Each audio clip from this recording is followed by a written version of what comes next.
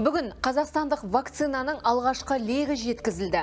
Әлемдік пандемия ғалымдарға өз талабын тастағаны белгілі. Ауырмаудың жолын іздеген мамандар, әр елдің мамандары жарыса вакцина жасауға кіріскен еді.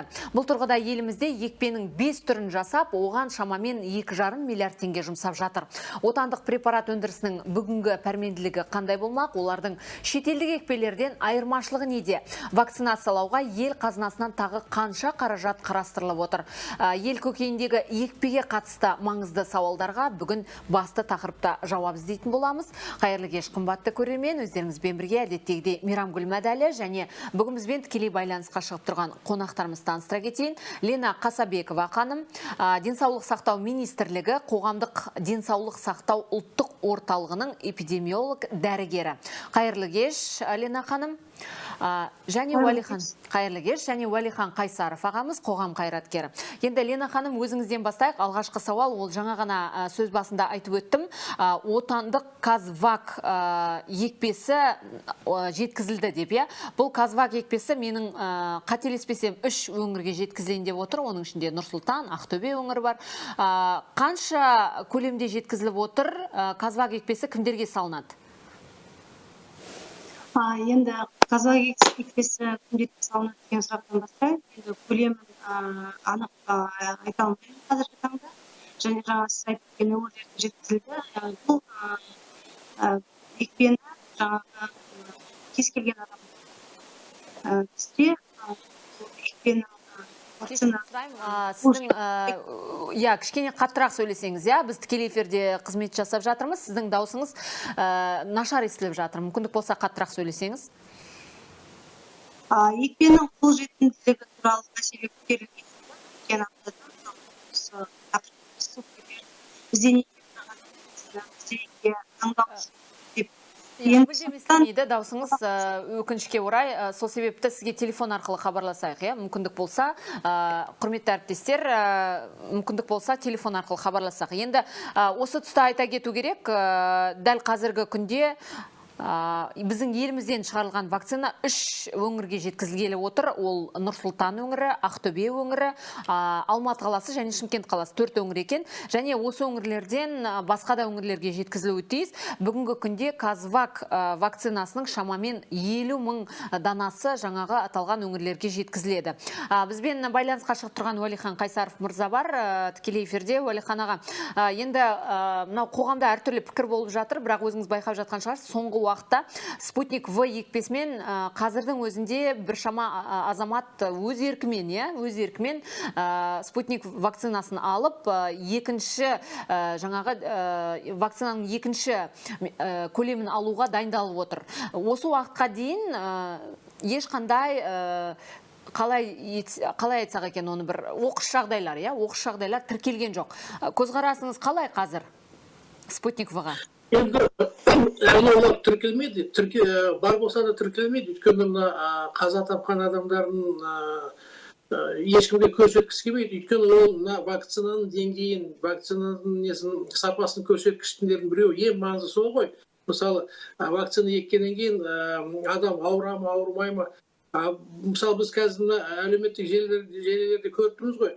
Тіпті қайтыс болып жатқан дәрігерлерді көрсетіп жатыр. Ол енді шындыққа қаншама сәйкес келмейді. Оны мысалы біз білмейміз дегенмен, мысалы ашық түрде адамдар өздерінің телефонға көрсетіп, ютубқа, ватсапқа, фейсбукқа көрсетіп, мінекей айтып жатыр. Мынандай дәрігер кеше ғана вакцина алды, мінекей бүгін қайтыс болып жатыр. Немесе тіпті олар жағдай жаман болып кетті, мысалы кейбір адамдардың.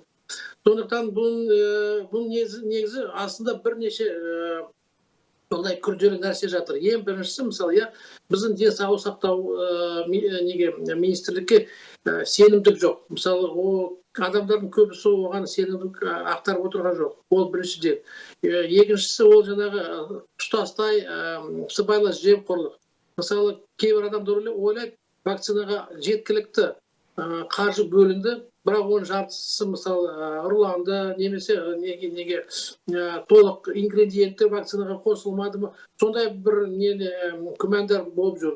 Ал үшіншісі, мысалы, мен өзім ойлаймын, бұл вакцина әзірше мына медицина саласындағы ғалым неде деңгейді дұрыс тексерілген жоқ. Сондықтан осы үш себептен халықтың әлі осы вакцинаға күмәні өте жоғары деңгейде, мысалы, көп күмәндап жүр. Сондықтан бұл вакцина, егер менің ойымша, егер қазір мына 4 өңірге жеткізілді деп жатырсыз ғой, оны кім егеді? Адамдар өз еркімен оны егуге бармайды. Мен оған толық сенем, солай ойлаймын. Оны егетіндер амалсыздықтан, мысалы, полицейлерге оны егу салады міндетті түрде, дәрігерлерге салады міндетті түрде, мұғалімдерге зорлап салады міндетті түрде.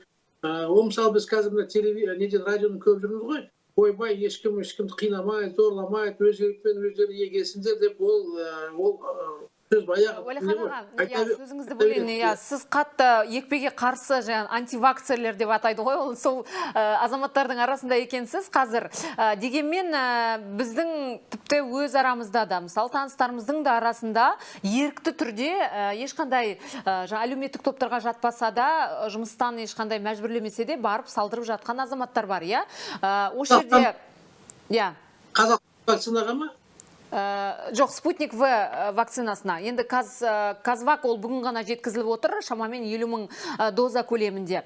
Енді дәл қазіргі мәліметтерге қарайтын болсақ, тіпті ресейлік жаңағы препараттың бірінші компонентін 435 000 адам салғызған екен, ал 21 күннен кейін егілетін екінші компонентті, бұл Спутник В вакцинасы туралы айтылып отыр, шамамен 107 000-нан астам қазақстандық алып үлгіріпті. Бізбен қайта қосылған Лена ханым эфирде. Қазір Лена ханым естідіңіз ғой, аталған мәселеге байланысты Казвак кімдерге салынады деген сауалға жауап алсақ? Енді бұл қазақстандық вакцина арнайы бір топтарға салынбайды. Жаңағы егіліп жатқан бізде қауіп-қатер топтары бар, және қарапайым халық бар. Өз еркіне келіп салынатын адамдардың барлығына салынады.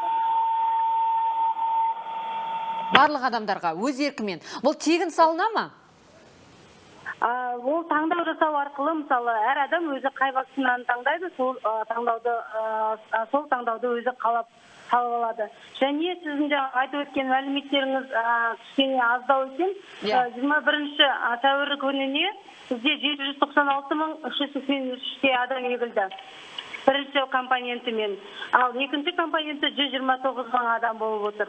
Және жаңағы Қайсар ағамыздың айтып өткен сөздеріне келетін болсақ, қазіргі таңда Қазақстан Республикасында вакцинациялау ешқандай да мәжбүрлеу арқылы жүзеге асырылып жатқан жоқ. Ол туралы біздің Қазақстан Республикасының халық денсаулығы және денсаулық сақтау жүйесі туралы кодексінің 18 тармағы 77 тармақшасында айтылған. Кез келген медициналық процедура, оның ішінде вакцинация, жаңағы пациенттерге келісім парағы толтырылған жағдайда ғана салынады. Егер пациент келіп келісім парағына мен бұл вакцинадан бас тартамын, салдырмайын десе, ешқандай қинауы жоқ.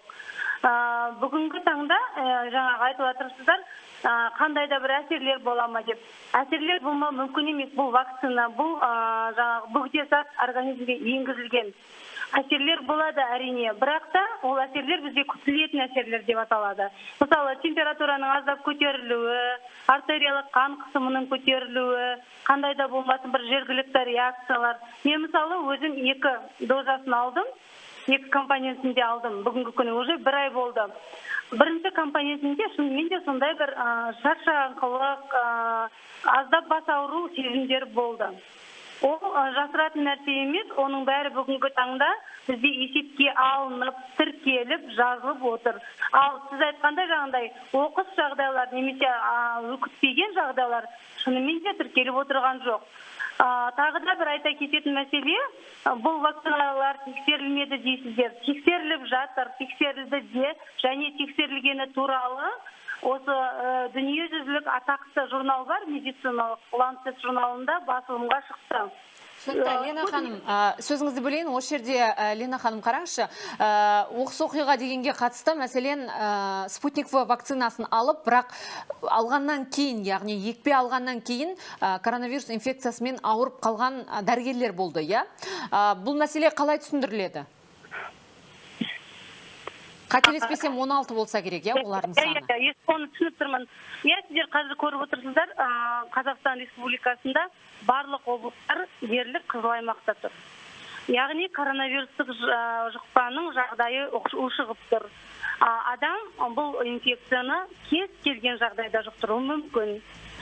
Сіз мысалы бір бөлмеде бір адаммен қарым-қатынаста жаңағы бір 10 минут сөйлессеңіз, оны міндетті түрде жұқтырып аласыз.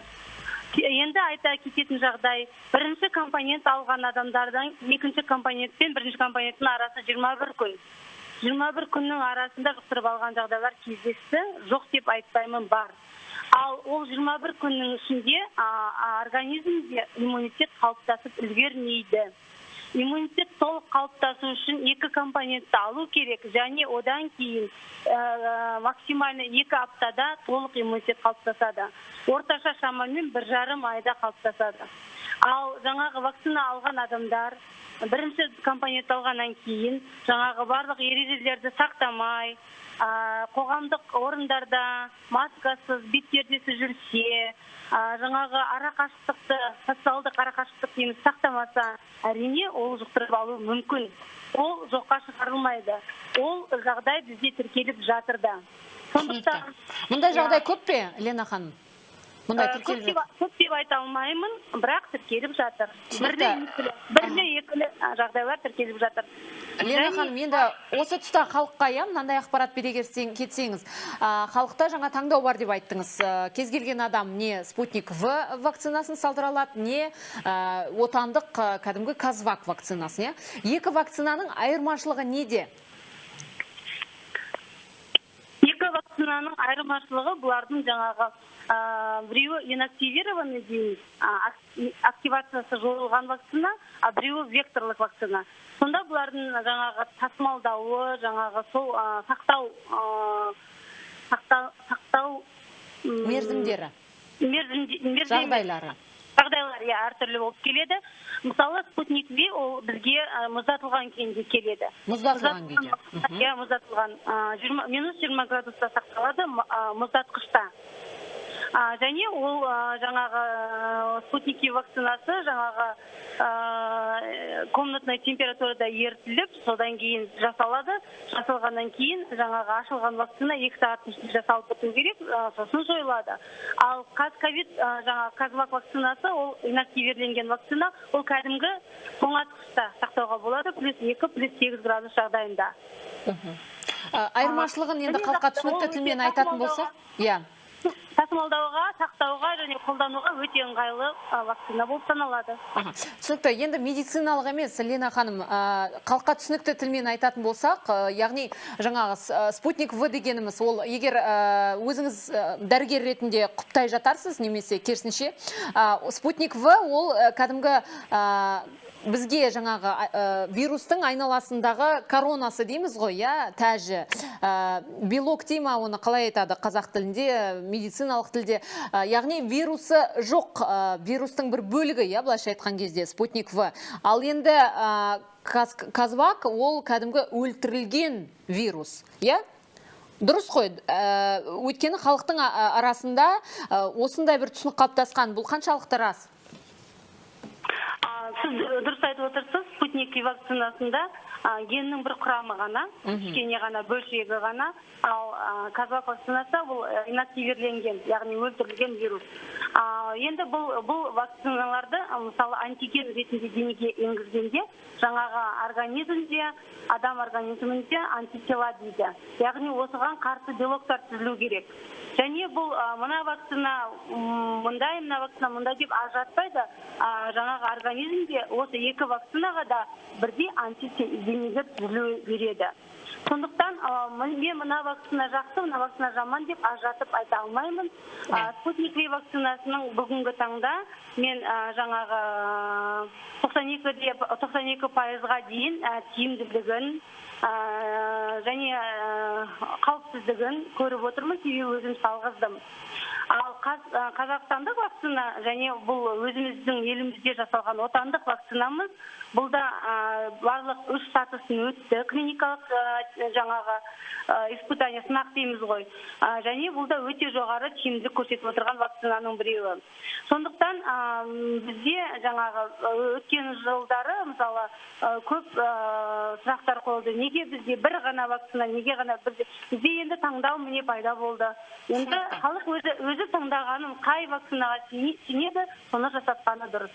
Жақсы, Уәлихан аға, енді осы тұста өзіңізге бір сауал қойғым келеді. Мысалы, оққан шығарсыз деп ойлаймын, бұқаралық ақпарат құралдарының бетінен Израильға қатысты ақпарат, ол жерде халықтың 70%-дан астамы вакцина алу себепті бұл елде коронавирус инфекциясы толығымен жойылды деп барлық ауруханалар жабылып жатыр, тіпті бетпердесі жүруге халыққа көшеде, басқа қоғамдық орындарда рұқсат етіліп жатыр. Енді осы тұрғыдан алып қараған кезде қазіргі жүргізіліп жатқан мынау халықты жаппай вакцинацияландыру әдісі, дұрыс емес пе? Қалай ойлайсыз? Енді мысалы Израильді Қазақстан салыстыруға мүлдем болмайды. Біз Израильдің ғылым деңгейін қандай екен білеміз, Қазақстан деңгейін қандай екен білеміз. Мысалы, тіпті дүниежүзілік кейбір адамдар Израильге операция жасау үшін барып тұрады. Біздің Қазақстанның адамдар өздері барып тұрады Израильге операция жасауға. Сондықтан Израильдің вакцинасы болса, немесе олар адамдардың егетін болса, науқаны, оған адамдардың азаматтар өздері толық сенеді. Және Израильдік ғылымына сенеді, медицинасына сенеді, дәрігерлеріне де сенеді, вакцинаға да сенеді.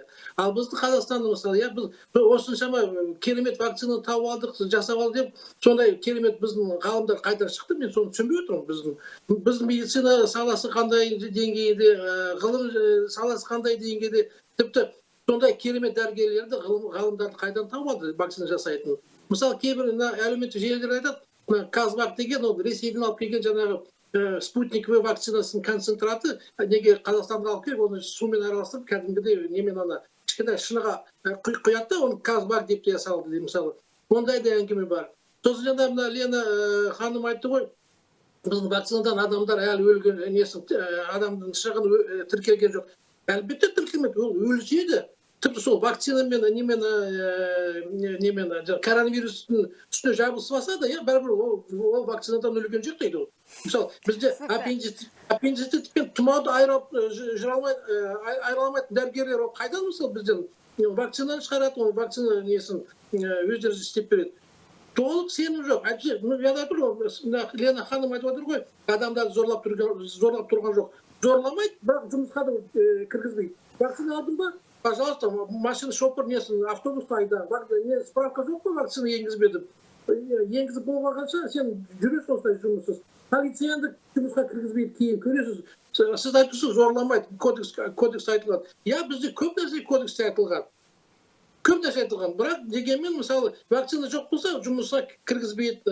Тағы да басқа жерлерде, мысалы, рұқсат етілмейді.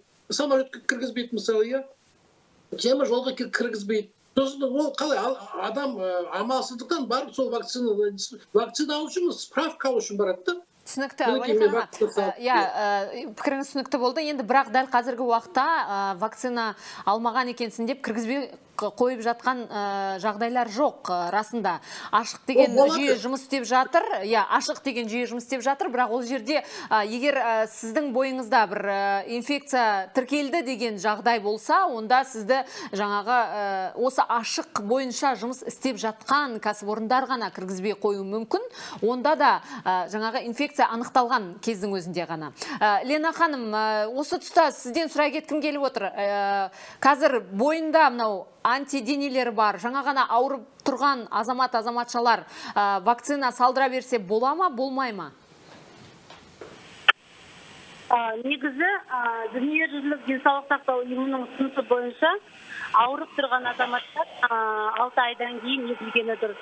Себебі жаңағы бізде қорғаныс антиденелер 6 айдан кейін төмендей бастайды екен. Ғылыми деректерге сүйенсек. Ал вакцинадан кейінгі қорғаныс 2 жылға дейін созылуы мүмкін. 2 жылға дейін қорғалуы мүмкін. Сондықтан 6 айдан кейін уже салғыза берген жөн. Түсінікті. Енді соңғы сауал, Лена ханым, я жоқ деп жауап берсеңіз, вакцина салдыру үшін алдымен азаматтар міндетті түрде антиденелерге тест тапсыру қажет пе, жоқ па? Негізі бұл да енді өте бір көп айтылып жүрген қазіргі кезде әңгіме. Антиденелерге тест тапсыру қажет емес деп есептейді дүниежүзілік ғалымдар.